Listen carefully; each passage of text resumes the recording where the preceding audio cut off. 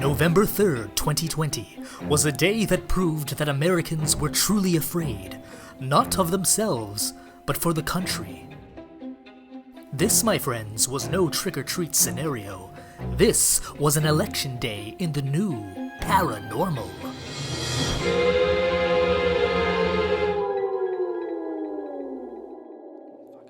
My guest today is a Hawaii politician who recently won his first election in 2020. This 28-year-old made national news for his win as the only out LGBTQ person in Hawaii's House of Representatives. Or should I say, Haunted House of Representatives. Ooh.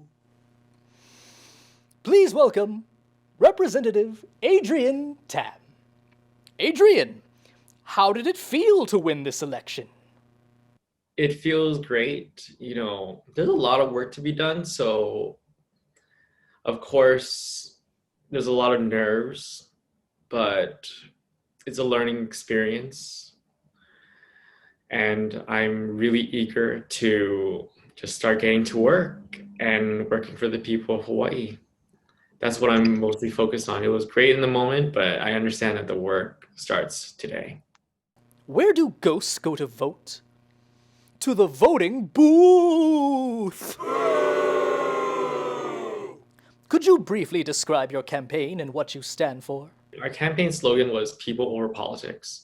And that meant putting our educators over politics. That means putting our kupuna over politics. That means our keiki over politics, working families over politics. I am not one for drama or fights or being partisan.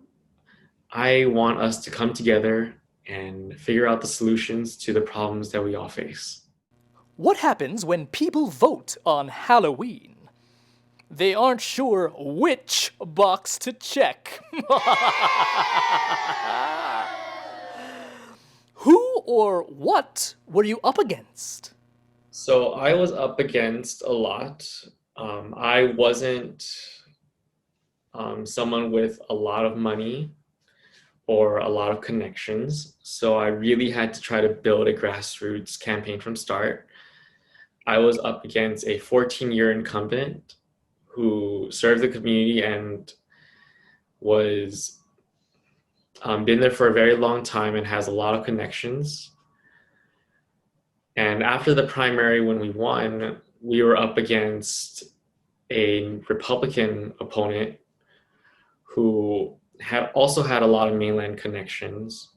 And when we won that, it became clear that the voters in Waikiki wanted someone with a lot of grassroots experience and more representation of the community values.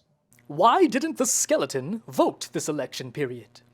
Because he didn't have the guts. What were some of the fun aspects of campaigning? The best and most fun thing that we did during the campaign was meeting the constituents and talking to the community. I enjoy listening to their life stories. I enjoy listening to their concerns. And I think that's what we as leaders should do. We should always listen to their story and listen to their concerns, and so we can bring their perspective to the Hawaii State Capitol to make decisions on their behalf. Did you hear the one about the zombie senator who won his election despite not having thumbs? He ran unopposed. What was the scariest thing about running for office in 2020? This campaign happened during coronavirus, and we didn't expect coronavirus to happen during the campaign. The plan of the campaign was hold events, go door to door, and talk to people one-on-one, but we really had to think innovatively. So a bulk of our energy went to phone banking and calling people individually. We had a list, and we would call them, and we would sometimes spend an hour talking to them. And the other half of all that energy went to mailers and social media, because we knew that everyone was going to be on their computers now. Even people who never used a computer before were going to learn how to use a computer, create a Facebook etc. And we focused a lot of our energy on that, and it paid off. Why did the funny ghost lose the election? Because he couldn't scare up any votes. So what are the next steps for you? Right now, we are working on transitioning our offices in the building. We are getting our staff. We are doing all our paperwork. Once we get all that done, we are going to start drafting bills. Because we're coming off of a pandemic, we are going to face a lot of very difficult and tough decisions.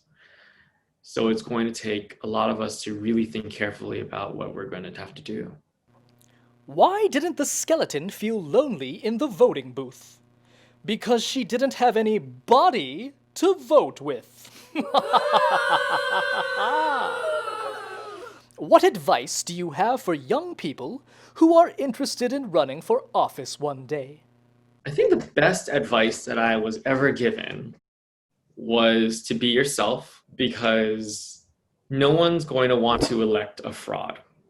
When you are yourself, people know what they're investing in or what they're voting for, and they can expect that after you get elected. And, sometimes people do elect frauds. But you'll notice that when frauds get elected, it often doesn't end well, and it doesn't end well for the community. Ah, excellent, excellent answer. Guess what? It's time for the lightning round! Favorite movie? To Kill a Mockingbird. Favorite rapper? Eminem. Favorite song by that rapper? My favorite song from that rapper, Not Afraid. What color is your toothbrush? It's electric, so white. What languages can you speak? I speak English and 3 dialects of Chinese Mandarin.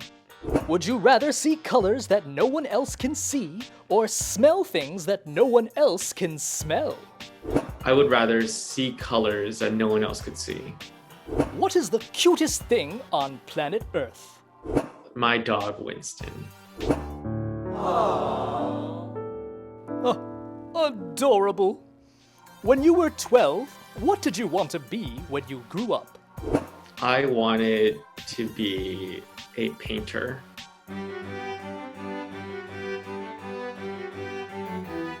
No. When I say that I wanted to be a painter, I meant one of those people that was like a carpenters and paint houses.